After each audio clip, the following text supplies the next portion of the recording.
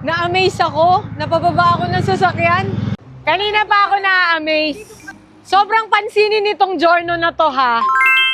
Hindi ko maalis talaga yung mata ko sa kanya. Kanina pa, from lumabas ako ng shop, hanggang nakasakay ako ng sasakyan, hanggang lumabas ulit ako ng kotse. Hindi ko kasi matake na hindi itanong kung magkano ba isang setup ng Giorno na to. Ang ganda ng kulay. Naka-carbon, naka-Daytona, naka-Brembo, naka-Öhlins. Magkano kaya itong Giorno na to? Idol! Sakto na nito yung may-ari. Pwede mo ba akong sagutin? Hindi ako nanliligaw, ha? Sagutin lang. Magkano ang inabot ng Honda Giorno mo? Nasa, ano na po yun, idol? 400. Kasama po motor. Presyong big bike. Kamusta takbo? Pinaano mo pa? Stock lang din. Naka-Diablo Rosso? Yung gulong? Oo, naka-Rosso. Pirelli.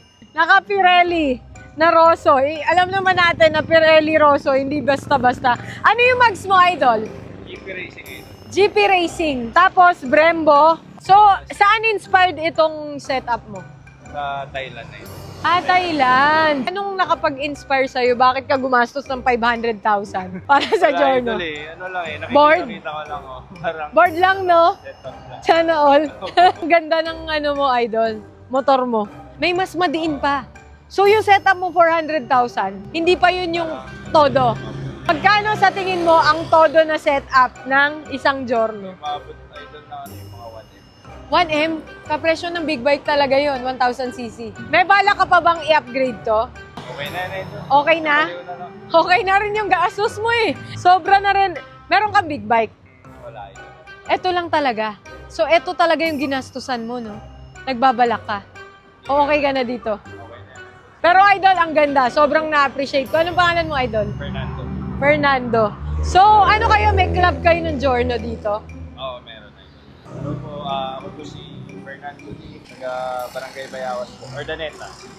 Gumagawa po kami ng mga sublimation shirt. Page po namin, idol. Ideal Print Custom. Thank you, idol. Sobrang solid ng setup. Pwedeng pairam. ng 400K. Uy, okay lang daw. Thank you, idol. Maraming salamat.